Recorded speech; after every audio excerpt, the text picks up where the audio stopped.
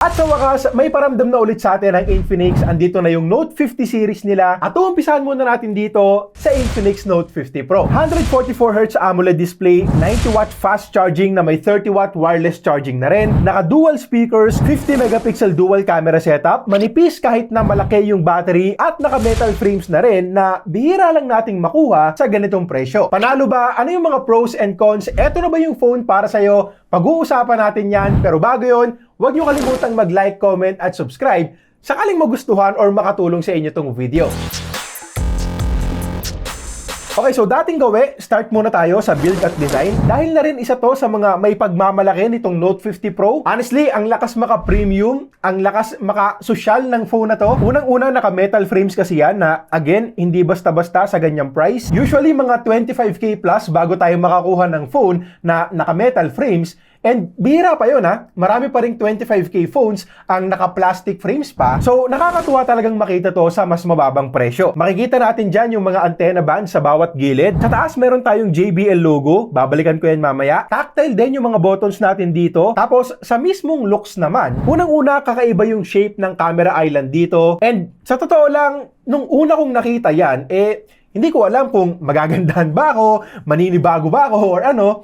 So, nitong mga nakaraan, habang tinitignan ko, nagiging mas matimbang na yung pagkagusto ko sa design. Siguro dahil na nga rin kakaiba. And let me know na lang din sa comments kung anong tingin nyo dito. 3 colors yung available. Meron silang Enchanted Purple, Shadow Black, at itong nasa atin ay yung Titanium Gray na hawig din sa Titanium Gray na S24 Ultra. Kaya rin siguro ang premium ng datingan. Actually, bagay na bagay din yung kulay na yan sa metal frames. At kung mapapansin nyo, 5,200 mAh yung battery capacity nito. So, mas malaki ng konti kumpara sa standard 5,000 mAh.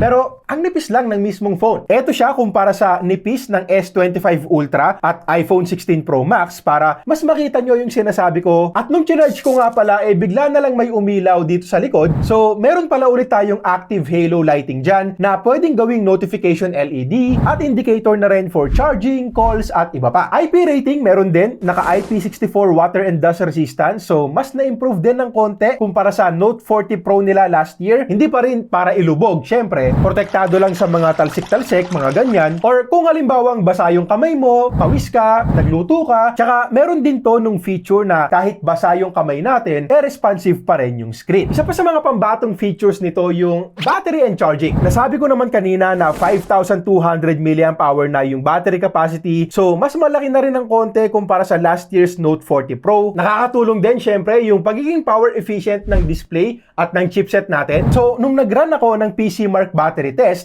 umabot din tayo ng almost 15 hours na screen on time. At magandang resulta yan para sa ganitong klase ng phone. Actually, papasok na nga rin sa pagiging makunat. So, kung light user ka lang naman, maaasahan mo rin talaga sa isang buong araw na gamitan at malamang yan may konti pang sosobra. Tapos pag nalobat ka, mabilis lang din namang mag-charge. 90W fast charging kapag wired. And meron tayong 3 charging modes dyan. Smart, Hyper, tsaka low temperature. At ito yung charging time from 1 to 100% according to Infinix. Sa akin, inurasan ko from 10 to 100% at Hyper mode. At inabot yan ng 38 minutes. So, may konting difference, syempre, kasi depende rin yan sa room temperature natin. Pero ang importante, kahit ano pang mode ang gamitin mo, less than 1 hour lang yung charging time. So, maaasahan mo rin talaga sa mga pagkakataon na nagmamadali ka. And sa mga tulad ko naman na gumagamit ng wireless charging, meron din dito. Up to 30 watts naman yan, so mabilis na rin para sa wireless charging. At nasa 1 hour and 43 minutes naman daw yung charging time dito. Hindi ko lang alam kung magbebenta rin ang Infinix ng compatible na 30-watt wireless charger. Kung meron ka na, syempre gagana rin naman yan. Posible nga lang na hindi mo makuha yung full 30 watts of wireless charging speed. And para naman sa mga naka-magnetic wireless chargers,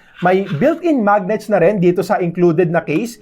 And honestly, hindi pa rin siya yung sobrang lakas na magnets, but na-improve na rin naman ng konti kumpara sa dati. At okay na rin since libre lang naman. Bypass charging, meron pa rin at importante yan sa matagalang gaming. Maraming gamers ang galit sa comment section pag walang ganito. And just in case na kailangan mong mag-charge ng ibang mga device, like nalobat yung earbuds mo, may tropang gustong makicharge sa'yo, meron din tong reverse charging, wired tsaka wireless.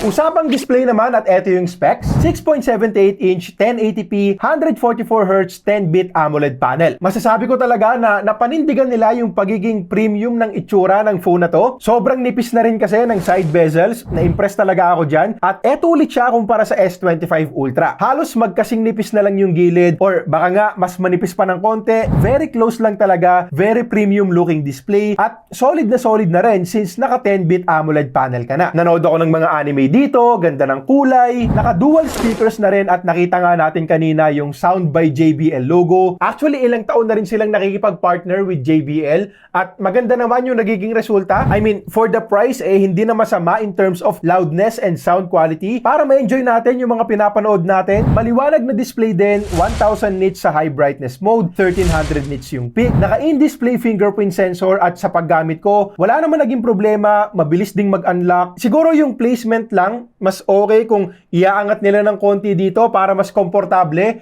Though, hindi naman yan reklamo kasi para sa akin, pasalamat na lang din ako na naka-in-display fingerprint scanner na yan sa ganitong presyo. Haptic feedback, okay na rin para sa ganitong category. So, siguro kung may hahanapin akong wala silang nabanggit na Corning Gorilla Glass Protection ngayon. Most probably, ibang brand yung gamit nila. Though, kahit naman from Corning, isasuggest ko pa rin na i-install natin yung tempered glass na included sa box. Malaking tulong din kasi sakaling aksidente mong mabagsak yung phone. Usapang performance naman tayo, chipset na gamit dito ay ang 6nm MediaTek Helio G100. 12GB yung physical memory at hanggang 12GB din na virtual. 8GB lang yung RAM nitong unit na hawak natin ngayon. Pero ang ilo-launch talaga ay may 12GB na physical memory at hanggang 12GB din na virtual RAM. Tapos 256GB naman yung UFS 2.2 na internal storage. Ang Tutu benchmark score na nakuha ko dito ay more than 400k. Most probably marami sa inyo ang may idea na rin naman sa performance nito since marami na nga ring phone na gumagamit ng ganitong chip kahit sa Infinix mismo. So para lang sa mga hindi pa nakakaalam, saktuhang performance ang mabibigay sa atin ito para sa entry-level phones. I mean, saktong performance lang para i-run ng maayos yung mga social media apps natin, yung mga everyday apps natin, Facebook, YouTube, Netflix, emails, Gcash, etc. Tapos kung gaming naman, capable din sa mga less demanding games. Halimbawa, dito sa Mobile Legends, meron tayong Ultra sa graphics at Super sa frame rates and nakakuha tayo dyan ng average of 80 FPS. And yes, may pagtaas at baba din naman sa frame rates natin, pero halos hindi rin bumaba ng 60 FPS, kaya swabing experience pa rin tayo dyan. Sa partner game naman nila na Call of Duty Mobile, limited lang yung graphic settings natin since pang entry level nga lang din yung chipset. So, ang kinaganda naman, 60 FPS yung nakukuha kong average sa multiplayer mode. So, pwede na rin talaga kung ganitong mode ang lalaruin mo. 100% smoothness din yan tulad ng makikita nyo dito. Good news din na hindi delay yung gyro. Marami rin kasi ang gumagamit niyan for aiming. So, yung VR mode lang ang limited sa 40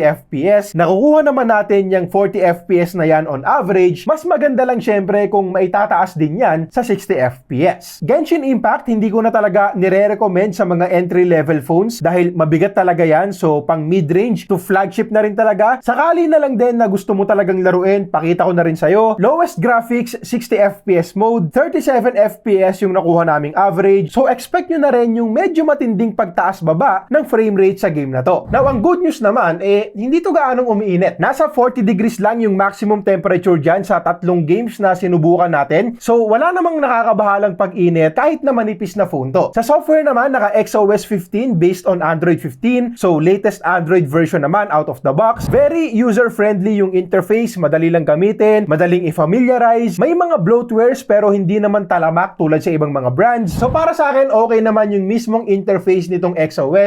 However, kailangan ko ring sabihin sa inyo na pagdating sa software updates, may pagkukulang at malaki-laki pa rin ang pwedeng i-improve ng Infinix. Well, ang good news naman, nangako na rin sila dito ng 2 Android upgrades at 3 taon na security patch, which is goods na rin talaga para sa ganitong presyo. Yun nga lang, sana i-improve din nila yung mismong dalas ng updates. Wag naman sana yung 3 years na support nga, tapos once or twice a year lang bago mag-update. Sana hindi naman ganon. Marami rin tayong AI features dito at hindi ko na iisa-isahin. Mention ko na lang yung alam kong mas nagagamit natin. Una, syempre, circle to search. Meron tayo niyan. Malaking tulong actually. AI eraser, meron din syempre para sa mga photos natin. Hindi pa nga lang perfect but usable na. At pwede rin nating i-activate si Folax or yung AI assistant ng Infinix at pwede tayong magtanong-tanong dyan. Camera naman tayo, 50 megapixels yung main cam with OIS, 8 megapixel ultra-wide and 32 megapixels para sa front-facing camera. Bale, ito yung mga pictures na nakuha namin gamit ang main cam and honestly, maganda na para sa presyo niya. Sharp and detailed yung karamihan sa mga nakuha naming shots. Yung kulay medyo sobra sa tingkad. Makikita nyo naman na sobrang blue ng langit, mga ganon. And ganon talaga yung color processing ng Infinix. Nakita na rin naman natin yan sa mga dating phones nila. Pero alam din naman natin na marami din ang may gusto ng ganyang timpla ng kulay. May mga pagkakataon din na medyo blown out yung kuha at nag-aala painting na, lalo na kapag sobrang liwanag talaga sa lugar, but overall, for the price, okay na okay sa akin yung mga kuha dito sa main cam. Actually, kahit yung resulta ng 2x zoom, okay din. Sharp, detailed, and swak pa yan pang post-post sa social media. Tapos, sa ultra-wide, expect nyo na hindi siya kasing ganda ng main cam. Syempre, may pagka-soft yung kuha dyan kahit maliwanag. So, personally, tingin ko, hindi ko rin yan gaanong gagamitin. Pero, thank you pa rin sa Infinix kasi mas okay sa akin yan kesa naman depth sensor or macro cam ang ilalagay nila. At least dito ultra-wide na. Selfie camera natin, natural din naman yung skin tones, tsaka may details din. Parang mas okay pa nga kumpara sa selfie cam ng ibang mga mas mahal na phones ng Xiaomi, kaya pasado rin sa akin to. Sa videos naman, good news yung 2K 30fps option natin. Di hamak na mas sharp and mas detailed kumpara sa ibang mga phones na 1080p lang ang kaya. However, magagamit lang talaga natin yung ganyang resolution kung may tripod or gimbal tayo kasi kapag nilakad mo na yan ng handheld lang,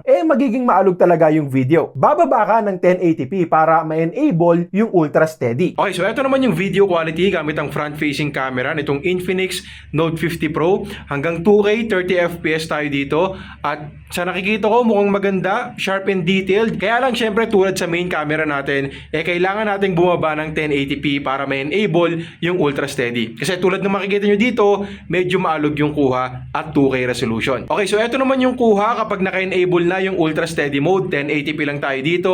So makikita nyo naman na hindi na masyadong maalog at gamit ko nga rin pala yung built-in microphone. So let me know na lang din sa comments kung okay sa inyo yung audio at video.